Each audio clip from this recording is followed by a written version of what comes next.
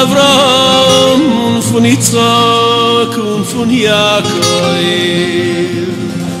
Bahit dein Volk Israel von allem Besen in deinem Loi. Als der Liebe Shabbos Kodesh geht weg und als die Wochen der Kodesh und der Jahr sollen uns zukommen zum Muna Shelema. Et on est arrivé dans au Sechel HaTachton Vasagat HaKudshu Torah Mitzvot au Sechel Elyon. Donc on avait vu que le Sechel Elyon c'était Torah Mitzvot et le Sechel Tachton c'était Izkei Olam Hazeh. D'accord, l'accès dans par les principes inférieurs, c'est Izkei Olam Hazeh, ça s'appelle Sechel Tachton.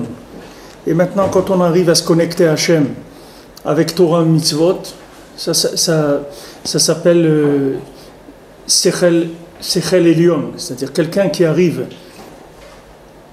à avoir un rapport avec Hachem à travers la Torah et les Mitzvot, ça s'appelle Sechel Elyon. Et sinon, pour la plupart des gens, le rapport avec Hachem, il est dans les choses plus simples, c'est-à-dire Sechel HaTachton, qui sont Izkei Olam Hazeh, c'est-à-dire tout ce qu'on fait dans ce monde. Vine elo hashne sechliim, afal pi shebehemet hem shayachim ze laze.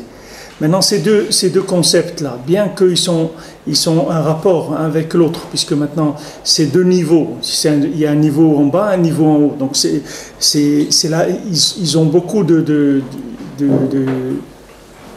c'est la même chose, mais seulement c'est vu d'en haut, c'est vu d'en bas. Donc, il dit que bien que maintenant, ils sont très chayar, c'est-à-dire qu'ils ont beaucoup de points communs, qui arot amochin yotzim me'asarot sheuprinat hasechel ha'elyon mitlabesh be'atachton.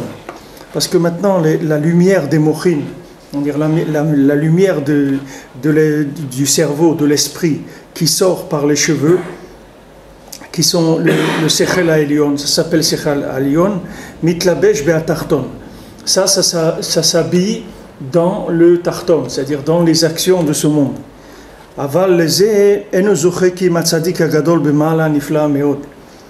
Maintenant, à ce sechel-là, qui sort des mochines par les cheveux, ça, il n'y a que le tzadik agadol qui est très grand niveau qui arrive à ça. Comment Avraham Avinu, Moshe Rabbeinu, ou Kadome, comme on voit Avraham Avinu, Moshe Rabbeinu, le Rebbe, ou Rabbi Nachman, ça, ils arrivent à ces choses-là. שהם השיגו השני שכליים וגם השיגו איך הם מלובשים זה בזה. Donc eux ils sont arrivés à maîtriser, à comprendre ces deux concepts là, d'en haut et d'en bas, et en plus ils sont arrivés à savoir comment un il s'habille dans l'autre, comme on avait vu avant, que c'est ça le principal, c'est-à-dire que de savoir repérer comment celui-là il se trouve en bas. C'est ça le Ikar, comme deux langues, quelqu'un qui parle deux langues, c'est-à-dire il sait comment traduire de cette langue dans cette langue. Donc il sait faire passer le message de quelqu'un qui veut parler une langue, alors lui il peut traduire à quelqu'un qui comprend une autre langue, il lui traduit. Maintenant ces tzadikim-là, eux ils savent comment les compréhensions d'en haut, qui sont le Sechel Elyon, c'est-à-dire qui sont au niveau pour nous de l'émanation, ça vient d'un monde pour nous qui est très élevé, inaccessible. Il s'habille dans le Sechel HaTachton où il se trouve. C'est ça qui est intéressant de savoir. Parce que si quelqu'un vous dit que voilà, il existe un Sechel Elyon, il existe quelque chose d'extraordinaire qui est la Torah dans sa généralité, ou bien il vous parle de la Gemara, il vous parle du Shulchan Aruch, il vous parle de la Kabbalah, du Zohar, de tout. Mais si ça, il n'arrive pas à vous montrer comment ça se trouve là où vous trouvez, alors vous avez pas gagné grand-chose avec ça, parce que ça va rester chez vous que de la connaissance, c'est tout. Il doit aller au niveau de la personne avec qui il est. Il doit aller au niveau, c'est-à-dire qu'il doit connaître, c'est-à-dire que lui, il doit savoir repérer dans le vêtement des mondes inférieurs où se trouve l'esprit des mondes supérieurs. C'est pas que lui descend au niveau de la personne. C'est que lui, il sait parler à tous les niveaux. Comme Yosef, il parlait toutes les langues. Alors quelqu'un il vient, il dit moi je ne peux pas rentrer dans la Torah, moi je suis chinois. Il dit pas de problème, viens, je t'apprends la Torah en chinois. Pas de problème. Là où il est, il sait communiquer avec lui, il sait lui faire passer le message. Et ça vient parce qu'il a la klaliout des deux sechlim, c'est-à-dire il sait comment le sechel d'en haut, il est en bas, et il sait le repérer en bas. Que je vous dis hier, je vous ai raconté de Rabbeinu, tous les massimes de Rabbeinu, dans ce monde-là, il voyait des choses qui étaient en rapport avec le monde d'en haut. D'ailleurs, c'est intéressant de voir que Rabbeinu, avant de quitter ce monde, quelques jours avant, il a demandé à ses chassidim, quelles sont les nouvelles? Alors, ils ont dit, il n'y a pas de nouvelles, il n'y a pas de... Rabbeinu dit, vous n'avez pas des nouvelles, qu'est-ce qui se passe? Dans le monde, qu'est-ce qui se passe? On dit, on n'a pas. Alors il a dit, s'il n'y a pas de nouvelles, ça veut dire que je n'ai plus rien à faire ici. C'est-à-dire, pour lui, c'était le siman qu'il savait qu'il allait partir quelques jours après. Parce qu'il n'y avait plus de repères en bas pour qu'il puisse faire descendre de la Torah. Donc ça veut dire que c'était terminé, qu'il n'avait plus rien à faire ici, il devait partir. Il s'est rendu compte de ça par le fait que les chassidim, ils n'avaient plus rien à lui dire du sechel hatarton, c'est-à-dire des renseignements dans les iske olamazé. Les règles. Hein? Les raglim, oui. Alors ici aussi, c'est intéressant de voir le inyan ici que les mochin, ils sortent des séharot.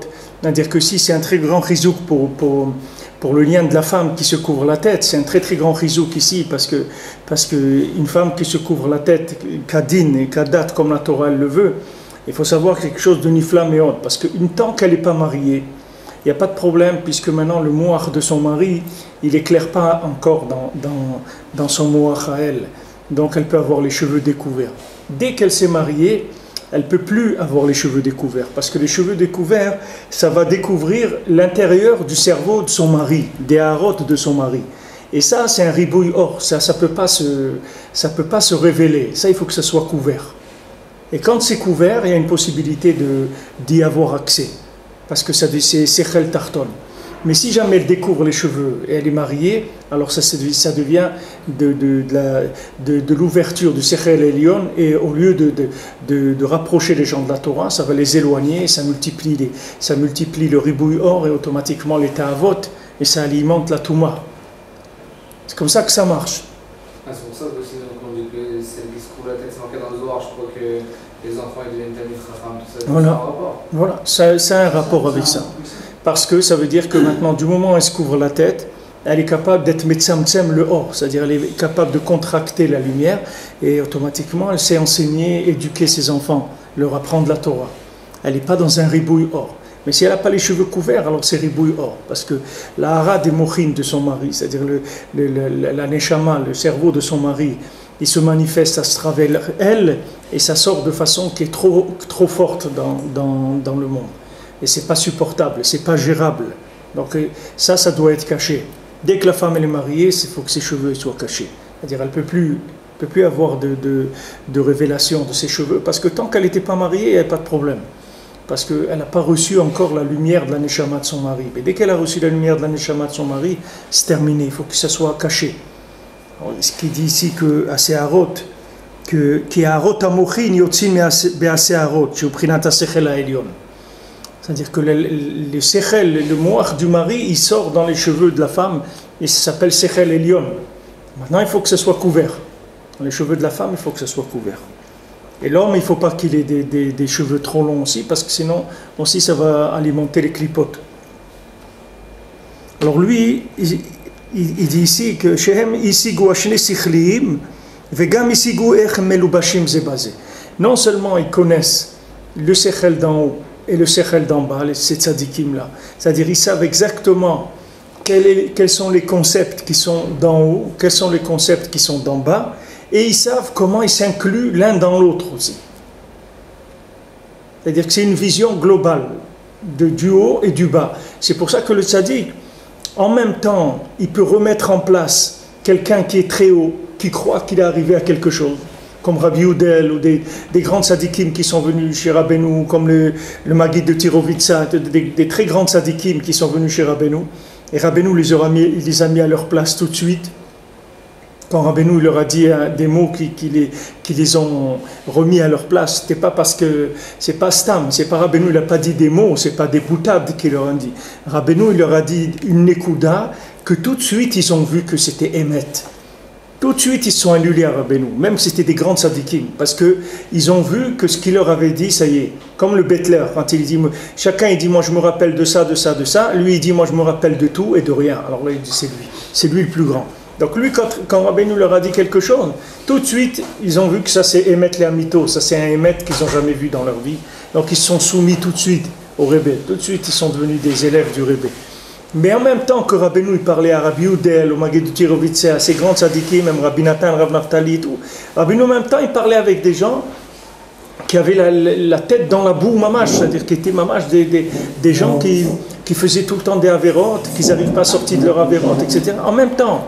Parce que lui, il gère ces deux façons de vivre sans problème. Ce n'est pas un problème pour lui.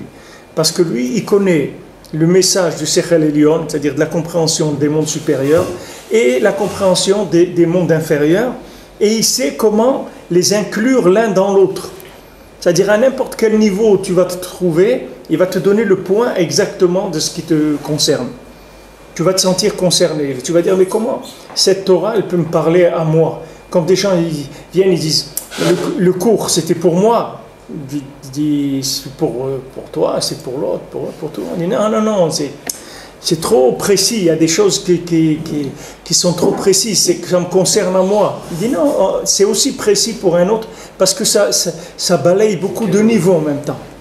Donc ça c'est la Yediya des tzadikim, qu'eux ils connaissent Sechel Elion, Sechel Tarton, et ils savent la klaliout de l'un dans l'autre. Donc ils ont une maîtrise après totale de la transmission de la Chokhmah. C'est ça la spécialité de l'enseignant. L'enseignant il doit découvrir tout de suite où il se trouve l'élève et aller piocher dans tout ce qu'il sait, ce qui le concerne exactement. Comme un médecin ou un truc qui va aller chercher le médicament qu'il faut pour ce malade, l'enseignant, il sait quelqu'un, tout de suite, il attrape l'élève, il sait où il se trouve, il va chercher dans sa connaissance, il va balayer dans tout ce qu'il a comme élément, il va lui dire, voilà pour toi, voilà à ton niveau, voilà ce que tu dois comprendre. Maintenant, quand c'est des enseignements du tzaddik, alors ils sont klalim, c'est-à-dire que Rabbeinu il a dit que ma Torah, c'est klaliut gdola. C'est klaliut gdola, c'est-à-dire que tu vas parler à des gens, il va y avoir là-bas des grands rabbanim, et il va y avoir aussi les FR des grands pochim. Et les deux, ils vont avoir du chizouk. Parce que c'est quelque chose qui est klali, c'est-à-dire que ça inclut tous les niveaux de tous les gens qui vont se trouver là.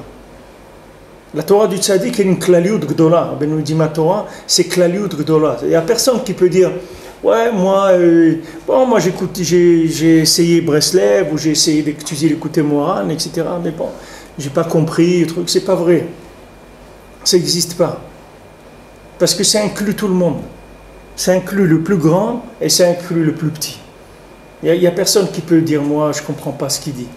Tout le monde peut comprendre. Bien sûr, il faut avoir un minimum de kelim pour entrer. Il faut connaître la langue, ou même si on a accès par des traductions, il faut un minimum.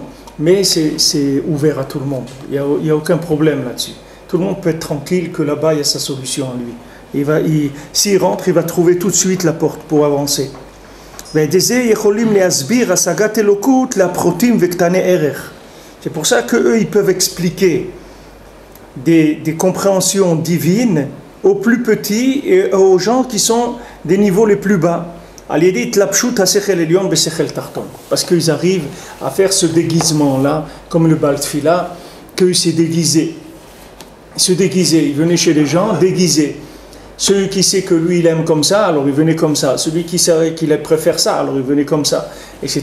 Et même tous ces élèves, ils n'avaient pas tous les mêmes avodotes. Chacun il lui donnait une chose différente.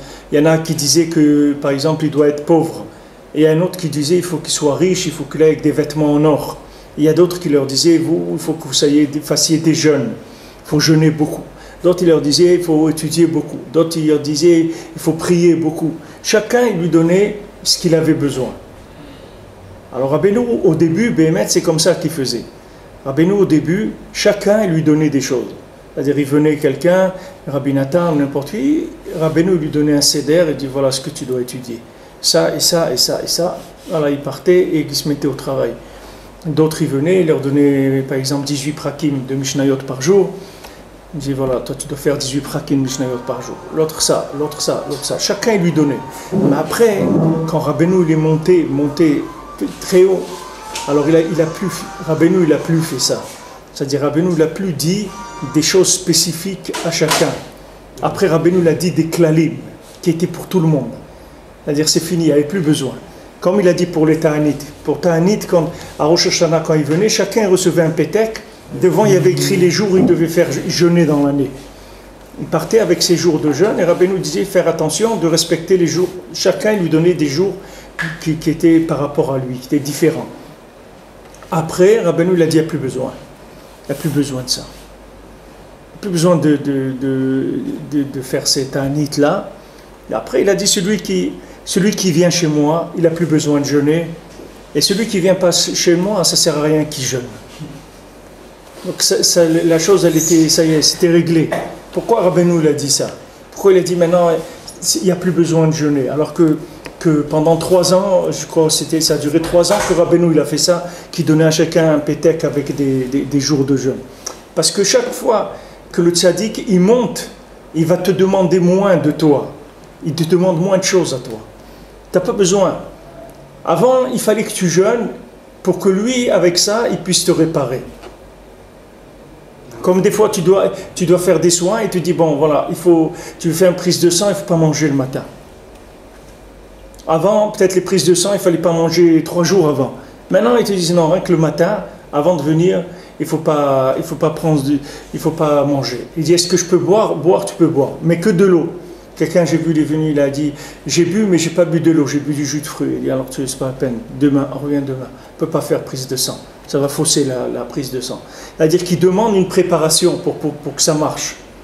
Maintenant, s'ils arrivaient à connaître mieux le Inyan de l'analyse de sang, alors ça ne le dérangerait pas que tu manges et que tu bois. Pourquoi? Parce que si tu as mangé et tu bois, il enlève quand ils sont en train d'analyser. Il voit, toi tu as mangé ça et ça, tout ça il enlève. Et il voit le résultat, il n'a pas besoin de te dire.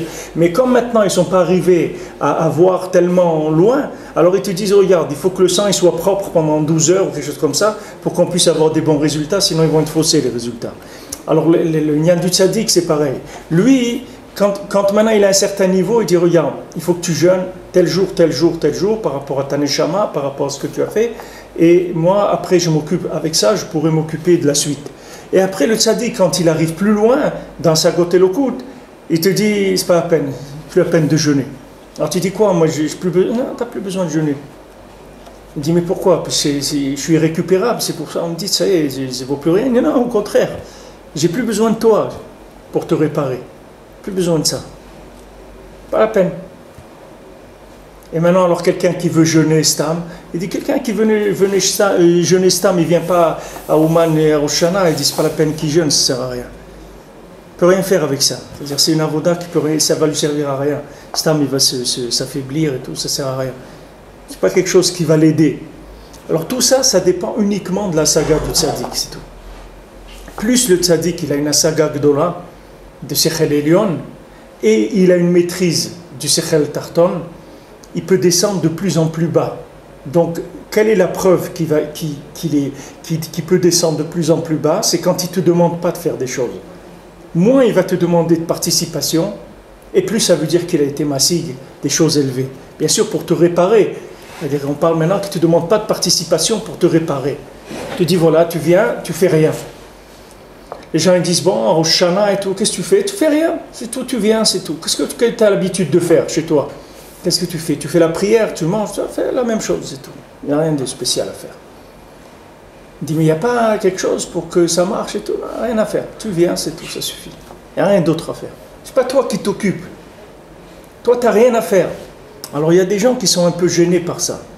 Il y a des gens qui veulent participer à des choses où il y a un peu des spécialités comme ça, des nyanim, mais yuchadim, un peu des choses spéciales. On fait, ouais, là-bas, tu sais pas ce qu'on fait, bah, toute la nuit, on fait des slichot ou un truc.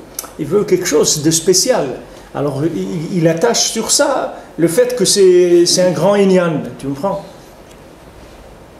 Mais Rabbeinu, si Rabbeinu, il n'avait pas le... Ça, c'est la shmira, c'est-à-dire par rapport au monde de la Torah et tout, que les gens vont... Les gens, il aurait dit aux gens, tu peux jouer au baby-foot, j'ai pas besoin de toi, bichlal. Viens, c'est tout. Mais j'ai pas besoin de toi, ce que tu fais, ça n'a aucune importance. C'est pour ça qu'il a dit manger, pas manger, dormir, pas dormir, prier, pas prier, le Icar, si tu viens chez moi, à Rosh Hashanah. Et les gens ne comprennent pas ça. Ils disent comment prier par prier? Qu'est-ce que ça veut dire? Quoi? Si on ne prie pas, alors mais qu'est-ce que tu crois que tu fais avec ta prière? Qu'est-ce que tu crois que tu peux faire avec ta prière?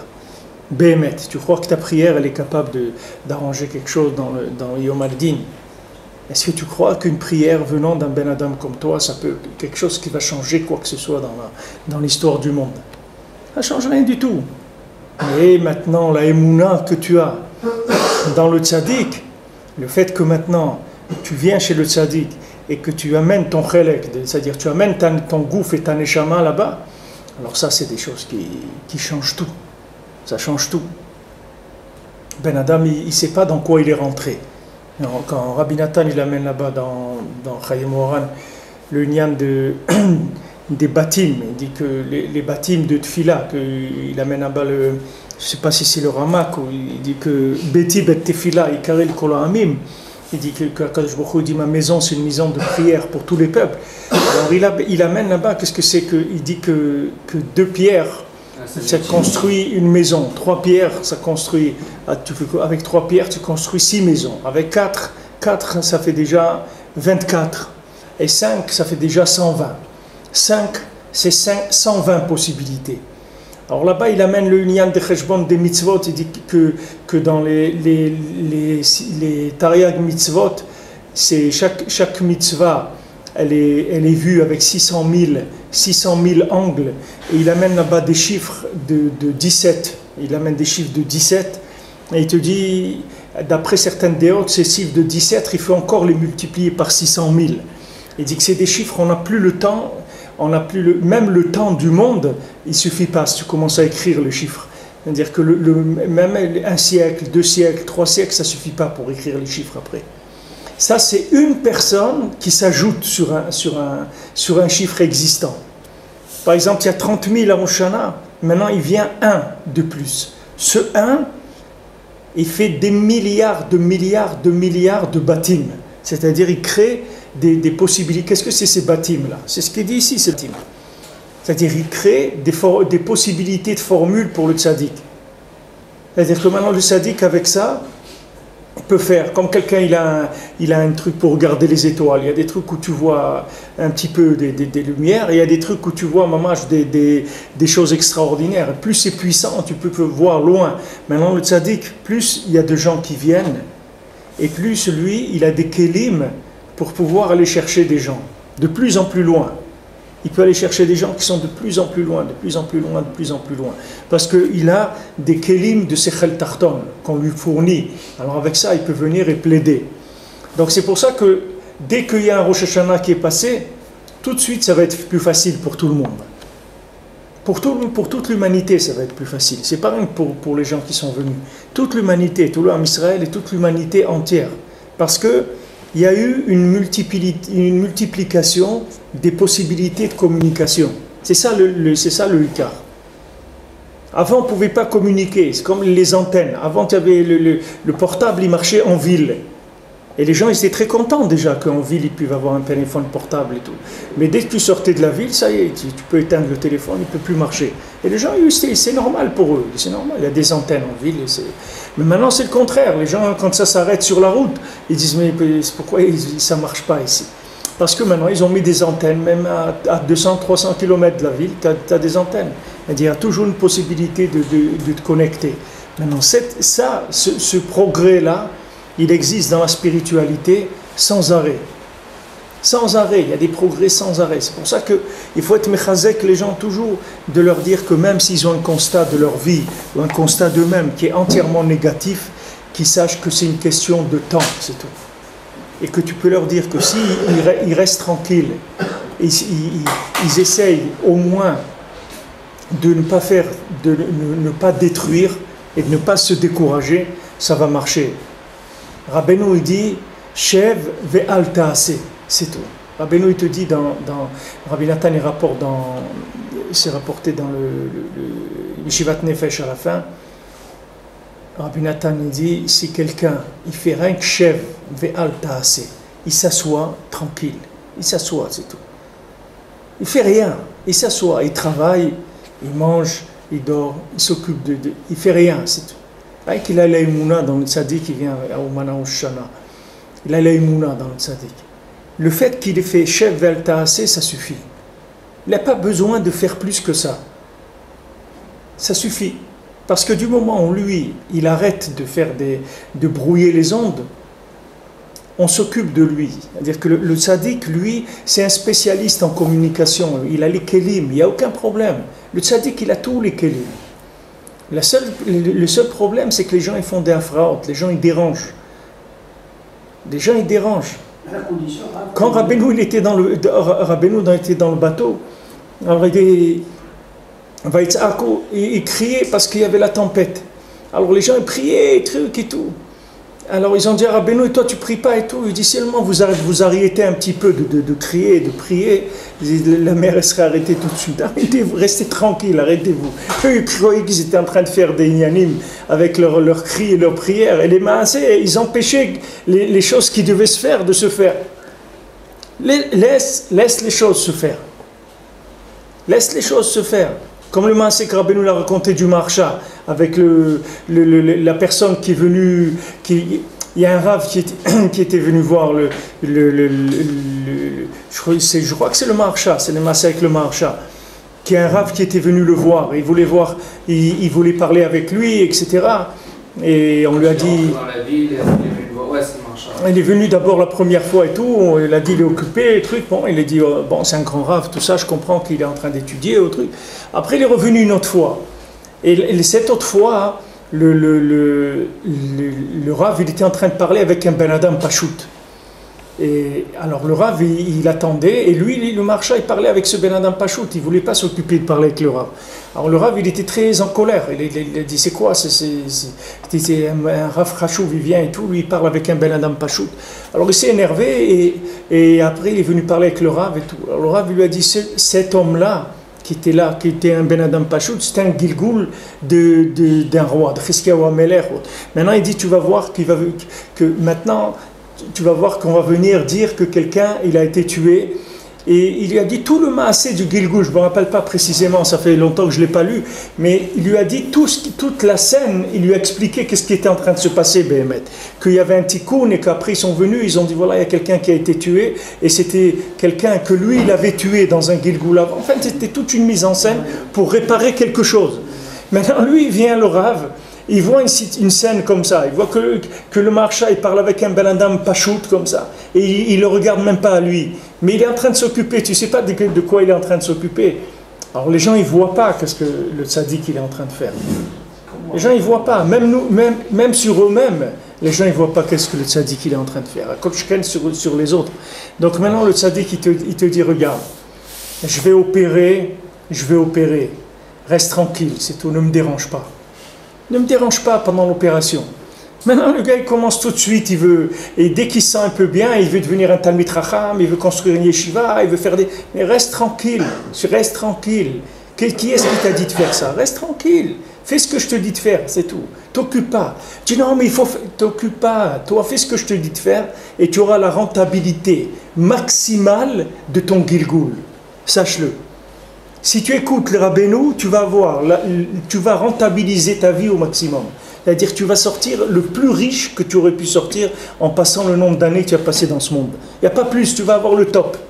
Alors que si quelqu'un il va avec son sechel, il commence à faire de la cuisine avec son sechel, il peut se perdre complètement, il peut sortir même perdant. Il peut sortir même avec des pertes par rapport à ce qu'il est venu. Alors que s'il écoute le tzaddik, lui, il vient, il dit attends, je viens chez toi, je viens te chercher.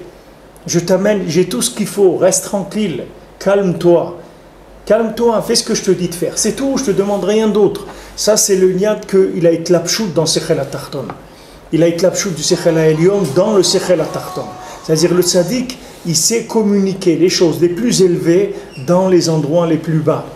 Maintenant, si tu te plains que tu sens pas des choses, tu progresses pas. Il dit que ça vient uniquement de défaillance dans ta connexion ou bien dans tes midotes pour l'instant. Comme Rabbeinu dit, si Ben Adam c'est nerchar chez lui, c'est obscurci la ira ou la avat Hashem, c'est parce que il sent pas le or du tzaddik, il sent pas la crainte d'Hachem, il sent pas la lumière du tzaddik, c'est parce que ses actions elles sont ce qu'elles sont. Alors ça fait qu'il sent pas, mais même qu'il sent pas, ça n'empêche pas le tzaddik de le réparer. Si quelqu'un il est mochel, si quelqu'un il pardonne de pas sentir, il dit voilà, moi je suis d'accord, même si je sens rien, je vais faire la avodat Hashem. S'il dit au tzaddik voilà, ce que vous me dites de faire, je vais le faire même si je sens rien du tout. Si quelqu'un il est capable de faire ça, ça y est, le tzaddik il le répare. Maintenant lui il peut pas sentir parce que ses kelim ils sont pgoumim. Lui comme il est maintenant, il est pas goum. Il peut pas sentir le résultat de la réparation qu'il a eue. Mais il va rentrer en convalescence petit à petit, il va reprendre. Et après un jour il va sentir, mais ça va mettre du temps. Tandis que celui qui veut sentir au début, on lui dit monsieur tu peux pas, on peut pas te faire sentir quoi que ce soit. Tu as abîmé tes kelim. Tes midot, elles sont abîmées. Donc tu ne peux pas. Les mesures que tu as, elles ne sont pas valables. Donc tu ne peux pas ressentir quoi que ce soit. Tu ne peux que faire confiance au tzaddik. Et après, tu vas voir. Une fois que tu vas faire confiance, tu vas commencer à faire les etzot, tu vas voir que tu vas commencer à sentir un petit peu. Des fois, tu vas sentir un peu Shabbat, des fois, tu vas sentir un peu ça, ça. Des fois, tu vas sentir des petites choses. Mais on ne peut pas te faire sentir. Ce n'est pas qu'on ne veut pas, c'est qu'on ne peut pas. Tu te dis, Amten, attends. Tu dis, ouais, mais je vais rester comme ça. Mais tu n'es pas comme ça. Tu as changé déjà. On t'a changé tout. Rien que la carrosserie, on ne l'a pas repeint, c'est tout. Mais tout, on t'a changé. Tout est neuf. Mais tu ne peux pas te rendre compte. Puisque maintenant, toi, tu as encore des sensations qui viennent d'avant. Donc, tu ne peux pas sentir qu'est-ce qui s'est passé avec toi. Mais sois patient. Tes kelim, ils vont se nettoyer. Tes midot, elles vont s'arranger. Après, tu vas sentir. Mais de toute façon, que tu sentes ou que tu ne sens pas, le tzaddik, il répare. Il n'a pas besoin que tu sentes.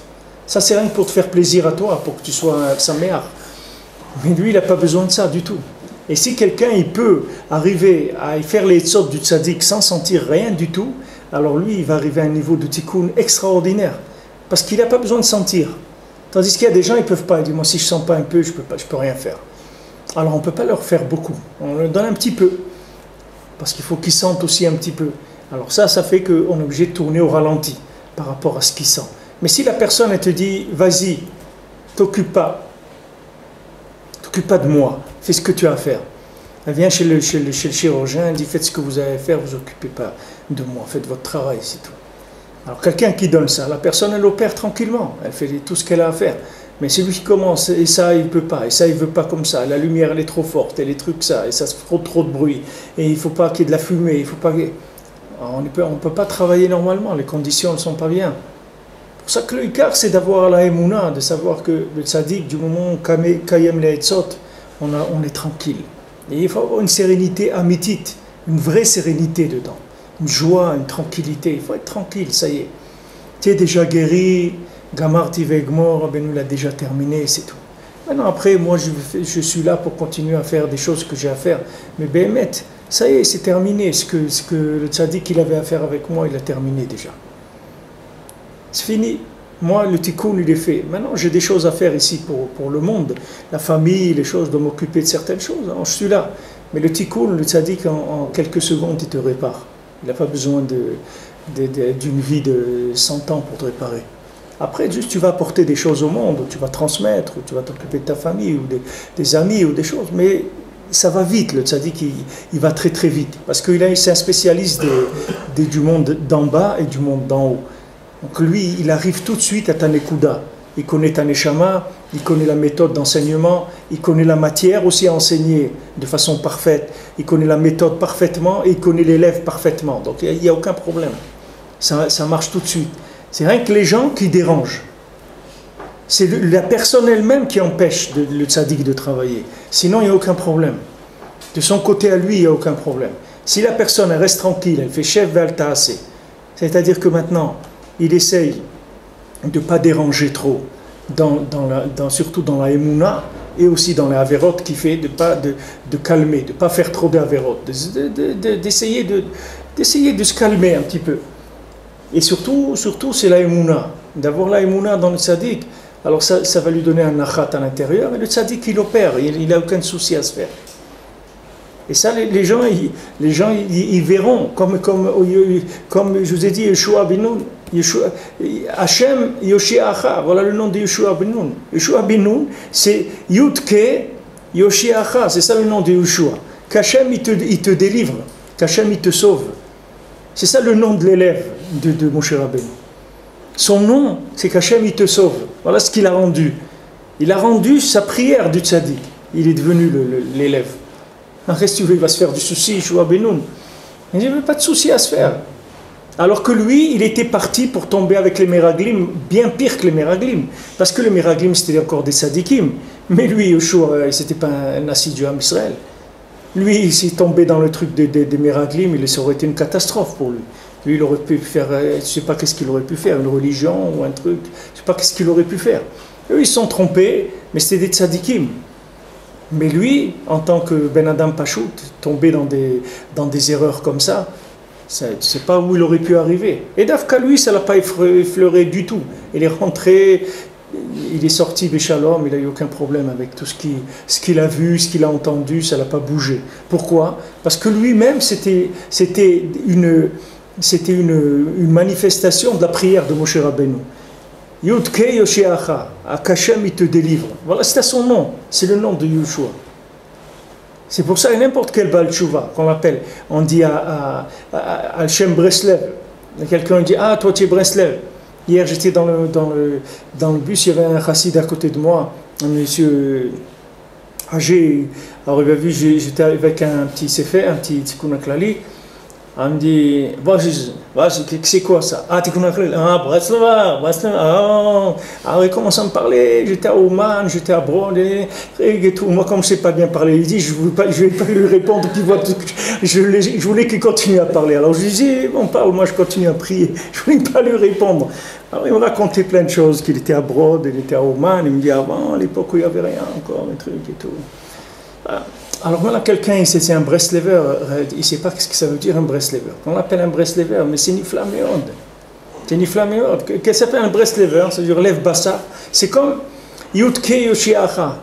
C'est ça ce que c'est. Comme quelqu'un, comme le chassid qui a dit, moi je suis un mofet de Rabbeinu. Moi je suis un miracle de Rabbi Nachman. Un miracle, tu veux voir un miracle de Rabbi Nachman? Regarde-moi, moi je suis un miracle de Rabbi Nachman. Ça veut dire que moi je suis le résultat de la prière du tzaddik. Comment je suis sorti de là où j'étais? Comment c'est possible?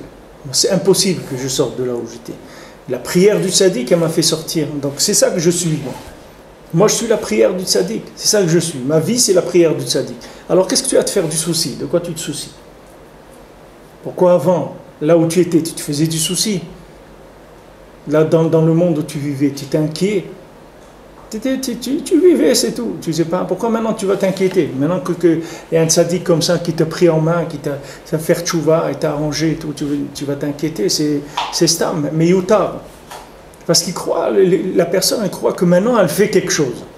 À partir de maintenant, il a décidé qu'il va prendre la responsabilité de sa vie. Mais c'est de la rigolade de penser comme ça. C'est quelque chose, c'est une blague. Comme ce qu'il dit le Chafetz Chaim, quelqu'un il prend quelqu'un en stop, alors il porte la valise.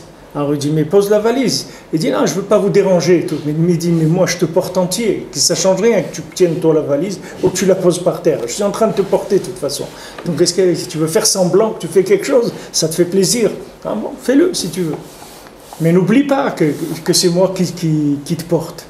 Parce que si maintenant que tu portes la valise, à un moment tu vas t'imaginer que c'est toi qui portes la valise, alors je vais donner un bon coup de frein et tu vas te rendre compte que tu ne te portes ni toi ni la valise. Alors au moins garde la émouna que c'est pas toi qui portes la valise. Au moins sache-le que c'est pas toi qui portes la valise. C'est important. C'est tout ce qui demande le tzaddik, des choses simples, très très simples. Aval yesh tzaddikim she'enam masigim ki'im sechel echad. Mais il y a des tzaddikim qu'eux, ils n'arrivent à comprendre qu'un concept.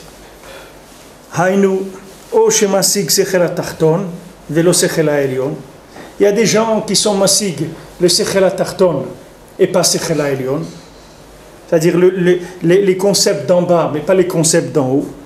O shemasig sechel ha'elyon, velo sechel atachton. ou bien il a les concepts d'en haut, mais il n'a pas les concepts d'en bas. Qui est cholim le asig sechel ha'elyon, d'ayno sagat elokut, bli asagat sechel ha'tachton beklaliut. C'est-à-dire que maintenant, quelqu'un il peut être masig le sechel ha'elyon sans être masig le sechel ha'tachton. Du tout. C'est-à-dire que quelqu'un il peut monter dans des asagot elokut, d'en haut. Mais en bas, les applications, il ne connaît pas. C'est pas du tout en bas. Comment ça marche en bas, ça il ne connaît pas. Il sait comment ça marche en haut, il ne sait pas comment ça marche en bas. Il y a des gens, ils savent comment ça marche en bas, mais ils ne savent pas comment ça marche en haut. Donc que ce soit l'un ou l'autre, les deux, on ne peut pas se fier à eux, parce c'est sûr qu'ils vont se tromper. Parce que si quelqu'un il a la connaissance de la théorie, il n'a pas connaissance de la pratique, ça veut dire il va faire l'opération, elle a bien marché, mais le patient il est mort. Ça c'est celui qui connaît la théorie. Il a bien fait l'opération. Ah, le gars il est mort, moi ça c'est un détail, mais l'opération on l'a fait impeccable. Tu comprends? Et maintenant celui qui connaît le en bas, alors lui il raisonne avec en bas. Donc quand tu vas venir, tu vas lui dire voilà moi ce que j'ai fait dans ma vie. Il va te dire, toi, il vaut mieux que tu montes au 5e étage, tu sautes tout de suite. Au moins, tu vas arrêter les frais. Parce que on ne peut rien faire pour toi. Dans l'état où tu es, on ne peut rien faire pour toi. Si tu m'avais dit ça ou ça, tu peux t'asseoir 3-4 heures par jour sur une chaise, tu as un peu de tête pour comprendre quelque chose. On peut essayer au moins un peu de Chumash, un peu de Mishnah, quelque chose. Mais rien. Il vaut mieux que tu t'arrêtes tout de suite, parce que chaque jour, tu vas faire qu'empirer, c'est tout. Ça, c'est celui qui a la vision d'en bas. Celui qui vient en bas, il va être Mayaesh au train. Rabbeinu dit que derrière un Rofim, qui sont Mayaesh les gens. Les docteurs, ils sont Mayaesh les gens. Parce qu'eux, ils regardent que le corps, comment il est, et leurs calculs, comment ils ont calculé. Et ils disent, d'après ça, et ça, et ça, donc, monsieur, vous avez 2 semaines à vivre. Attends, il dit, mais comment vous êtes tellement vite comme ça, vous êtes arrivé à ça? Il dit, ah oui, qu'est-ce que vous voulez, c'est comme ça. Ça et ça et ça, et après tu vois Pitam que le gars 20 ans après il est encore là, il dit mais qu'est-ce qui s'est passé? Il dit c'est rien passé, il dit que toi tu as Sechel HaTachton, mais tu n'as pas de Kesha avec Sechel HaElyon, tu sais pas en haut ce qui se passe, toi tu sais ce qui se passe en bas, et comme tu sais que ce qui se passe en bas, c'est sûr que tu te trompes, parce que même dans le Sechel HaTachton tu te trompes, puisque le Sechel HaTachton tu ne peux pas le comprendre parfaitement s'il n'y a pas une hara du Sechel HaElyon. Donc quand tu rentres trop dans Esav, tu rentres trop dans la cuisine, tu rentres trop dans la Asiya, à un moment tu te perds dans la compréhension du côté extérieur des choses. Donc à un moment, même sur le pshat, tu te trompes. Même dans le pshat lui-même, tu te trompes. C'est pas dans les Sechel Elyon. Même dans le pshat. Pourquoi Rabbeinu il a dit qu'il allait écrire un Shulchan Aruch où il n'y a aucune machloket? Parce que même dans le Shulchan Aruch, voilà le pshat. Allez, voilà dans le pshat, et il se trompe. Voilà, tu trouves Machloket HaPoskim, celui-là il pense comme ça, celui qui pense comme ça. Celui qui pense ça. Tfilin de Rabbeinu Tam, tu ne peux pas les mettre dans un sac de tfilin de Rashi. Tu n'as pas le droit. Si tu as un sac de tfilin de Rashi, maintenant tu ne peux pas mettre dedans des tfilin de Rabbeinu Tam. Parce que dans un sac de tfilin, tu n'as pas le droit de mettre des choses de chol. Et pour les tfilin de Rashi, tfilin de Rabbeinu Tam, c'est du chol. Mais tu ne peux pas les mettre dans le sac des tfilin de Rashi. Et vice-versa. Tu as un sac de tfilin de Rabbeinu Tam, tu ne peux pas mettre dedans des tfilin de Rashi. Parce que pour Rabbeinu Tam, les tfilin de Rashi, c'est comme du papier journal, c'est rien du tout. Donc tu ne peux pas le mettre dans le sac. Alors maintenant tu dis, mais attends, vous êtes des spécialistes d'ici. Pourquoi on ne peut pas avoir quelque chose un peu normal? Ça y est, ça ou celui-là? Ça y est, choisissez, décidez-vous. On ne peut pas. Parce que même la saga du Sechel HaTachton Beshlemut, c'est très difficile. Très très difficile, il faut avoir Sechel HaElyon pour ça. Sinon tu ne peux pas, même en bas tu ne peux pas arriver. Et combien de machlokot sur des dizaines et dizaines de halachot qu'on ne sait pas. Qu'on dit bon, celui qui fait ça, mais c'est mieux qu'il fasse comme ça, s'il peut être mahmir c'est mieux, ces trucs, tac, tac, tac. On essaye d'arranger à peu près, mais il y a beaucoup d'à peu près. Alors qu'on est dans Sechel HaTachton, normalement on devrait arriver à des choses claires. Il ne peut pas, celui qui n'a pas Sechel HaElyon, il ne peut pas arriver à Birour du Dimion dans le Sechel HaTachton. Il ne peut pas arriver à des concepts dans l'imagination qui soient clairs. Rabbeinu nous dit que tout le lien de l'halakha, c'est que Kol HaShonei Halachot, il dit que le Sechel, le Kocham Damé, il attaque les Shonei Halachot parce que pour faire la halakha, c'est Medame Milta les Milta. Comment ça marche le Sechel Tarton? C'est comme la science expérimentale, les Avdil. Qu'est-ce que c'est la science expérimentale? Ils ont appuyé sur quelque chose une fois, ils ont vu que ça fait ça. Ils ont appuyé une deuxième fois, ils ont vu que ça fait ça. Une troisième fois, ils disent donc quand on appuie là-bas, ça donne ce résultat. D'accord? C'est ça la science expérimentale. C'est basé que sur l'expérience, les réactions des éléments par rapport à l'expérience. Alors après, quand ils trouvent quelque chose qui ressemble à ça, ils disent comme quand on était là-bas, ça fait comme ça. Alors ici aussi, ça va être comme ça. Toute la halakha, elle marche comme ça. Tout le Shulchan Aruch, il marche qu'avec Medame Milta les Milta. C'est-à-dire qu'on fait de la comparaison, on raisonne par comparaison. On dit voilà, dans cette situation, c'était comme ça. Alors dans celle-là qui ressemble à celle-là, aussi c'est comme ça. Mais le nian, c'est que si tu n'as pas une hara de Sechel Elyon, même dans les comparaisons, tu vas te tromper. Parce qu'à des moments, tu vas m'achever, tu vas faire deux choses. Tu vas dire qu'elles se ressemblent, alors que Béhémet, elles ne se ressemblent pas du tout. Mais maintenant, toi, où tu te trouves, tu crois que ça se ressemble. Mais ça ne se ressemble pas. Ça ne se ressemble pas, parce qu'il te manque Sechel Elyon. Alors celui qui a Sechel Tarton aussi, il est handicapé. Celui qui a Sechel Elyon, que Sechel Elyon, c'est sûr qu'il est handicapé. Ça, tout le monde le sait. Ça, c'est plus facile, parce que les gens, ils voient qu'il est complètement déconnecté du monde. Donc personne ne va aller lui demander un conseil, parce qu'il disait celui-là, il va nous dire d'aller de faire des trucs qui ne sont pas... Les gens, ils ne vont pas s'approcher de lui. Mais celui qui est Sechel Tarton, c'est beaucoup plus dangereux. Parce que lui, apparemment, il sait des choses. Parce qu'il connaît bien le monde. Il connaît les valeurs de ce monde, etc. Il connaît bien le monde de la halakha. Alors, mais lui, il peut te sortir un conseil complètement à côté. Complètement.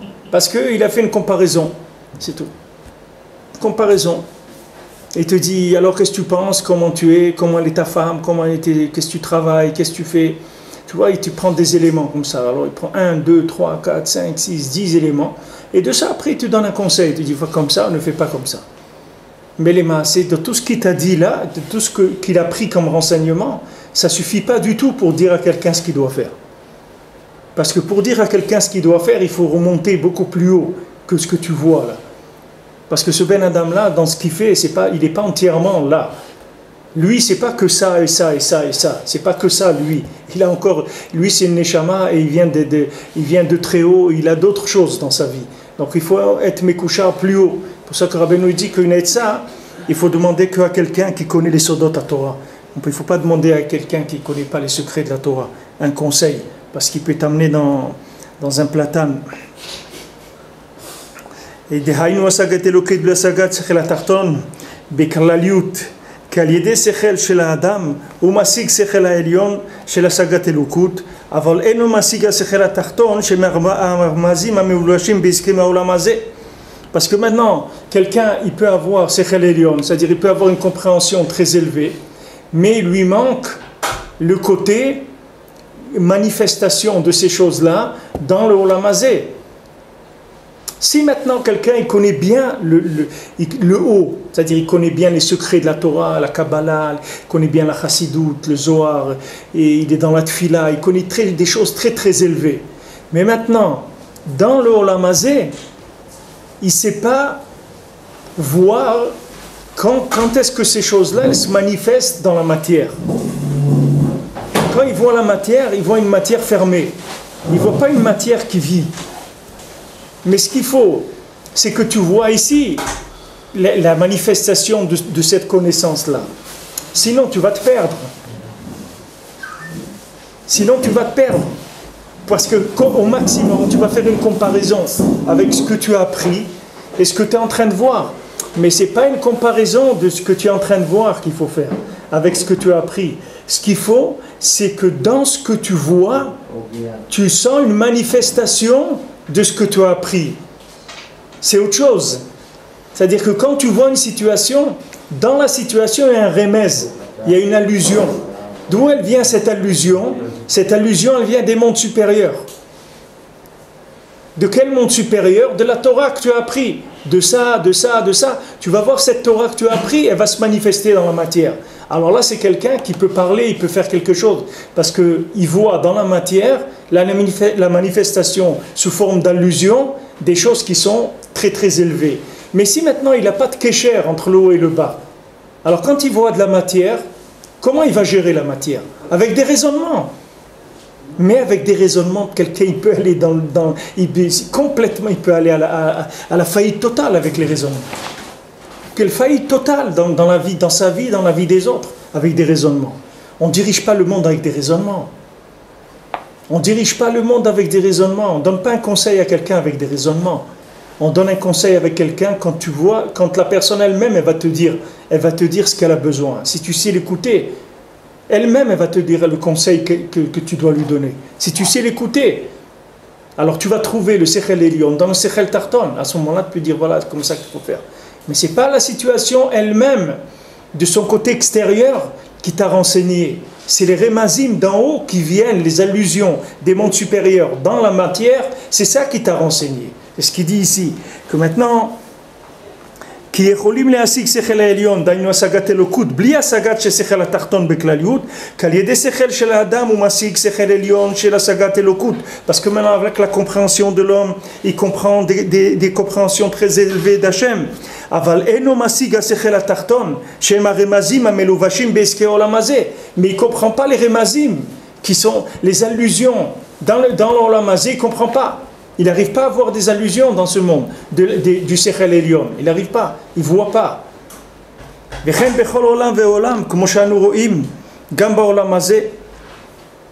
Comme ça dans chaque monde.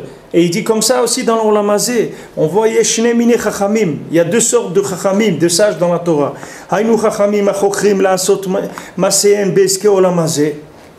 Des chachamim, des gens qui sont intelligents et qui sont chokers, c'est-à-dire qui par les raisonnements et par la réflexion, ils font leur commerce dans ce monde-là.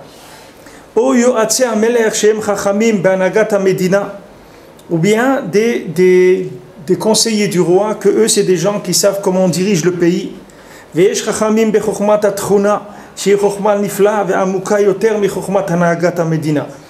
maintenant, il y a des gens qui sont des chachamim dans Chokhmat Truna. Qu'est-ce que c'est Truna? Ouais. C'est le génie, c'est dans tout ce qui est Truna. Truna, c'est quoi? C'est comme Metachnen. C'est comme Metachnen. Des gens qui sont des gens qui sont des grands architectes. Ils ont une Chokhma Nifla. C'est plus profond, plus spécifique que de diriger le pays.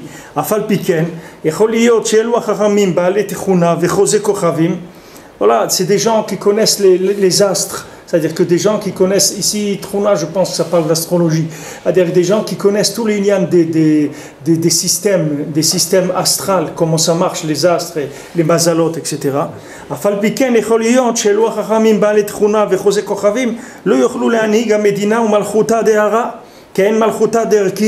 Voilà, ça c'est ça, c'est des gens qui connaissent les systèmes d'en haut, mais ils ne connaissent pas les systèmes d'en bas. C'est-à-dire même maintenant il parle dans le côté extérieur de la Malchut d'Hachem.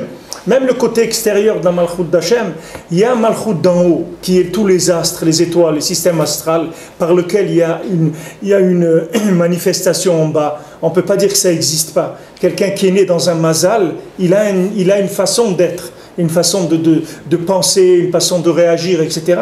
Parce que le mazal, c'est quelque chose qui donne quelque chose de matériel dans ce monde. Et il y a des gens qui connaissent dans ce monde la Malchut elle-même, des rois, il y a des gens qui savent organiser, comment diriger un pays. Maintenant il dit, c'est pas parce que quelqu'un il sait comment ça marche les mazalot qu'il va savoir comment diriger un pays. Pas du tout.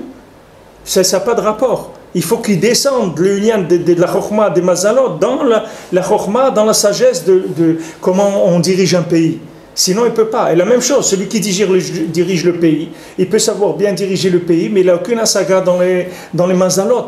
Alors lui aussi, il peut se tromper complètement, parce qu'il ne sait pas maintenant dans sa politique, sa façon de gérer, qu'est-ce qui se passe en haut. Alors il peut aussi se tromper. Dans la Torah, il y a les deux. Il y a même les mazalot et aussi la possibilité de diriger un pays, il y a les deux dans la Torah. C'est-à-dire les deux. C'est-à-dire que le côté pratique, il existe, puisque tout est marqué dans la Gemara, dans la Torah. Et en plus, quand on parle des mazalot, on a les deux possibilités. C'est-à-dire, si un dirigeant il va selon la Torah, il doit être capable de diriger un pays. Ouais, c'est quelqu'un, il va, selon la Torah, il doit être capable, ouais. Il doit être capable. Mais il faut aussi que ce soit un Meler pour qu'il puisse diriger. C'est pas un qu'il aille selon la Torah. Il faut que lui-même, il soit un Meler. Sinon, c'est que lui-même, il ait cette mida de Malchut. Sinon, il ne peut pas. Et nous, on ne sait pas. C'est Hachem qui voit les rois. Les potentiels de rois, c'est Hachem qui les reconnaît. Ken Malchuta derakia kmo ken be'inyan asagot shekol sechel elyon ve sechel tarton. C'est la même chose dans la compréhension d'en haut et d'en bas. Yecholim le'asik ze bli ze. On peut comprendre un sans l'autre. Vese shkatu besaif dalet. ולבוא להשכל התחתון אי אפשר כמעל ידי שונא בצע, דהיינו אף על פי שזוכה לשכל עליון, אם לא יהיה שונא בצע, בתכלית לא ישיג השכל התחתון. Bon, Bezrat Hashem, ça on continue demain.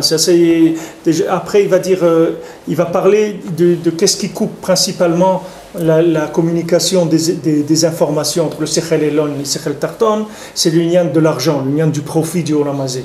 C'est-à-dire, tant que quelqu'un ne s'est pas débarrassé du profiter de ce monde, il ne peut pas faire communiquer les deux mondes. Même s'il a des connaissances d'en haut et il a des connaissances d'en bas, elles vont être coupées, les connaissances. Parce que le fait qu'il est intéressé par profiter de ce monde, ça lui empêche que le monde supérieur puisse se réaliser, c'est-à-dire se révéler dans ses actions. Alors ça, après, Bezrat Hashem, demain, on verra ces passages-là.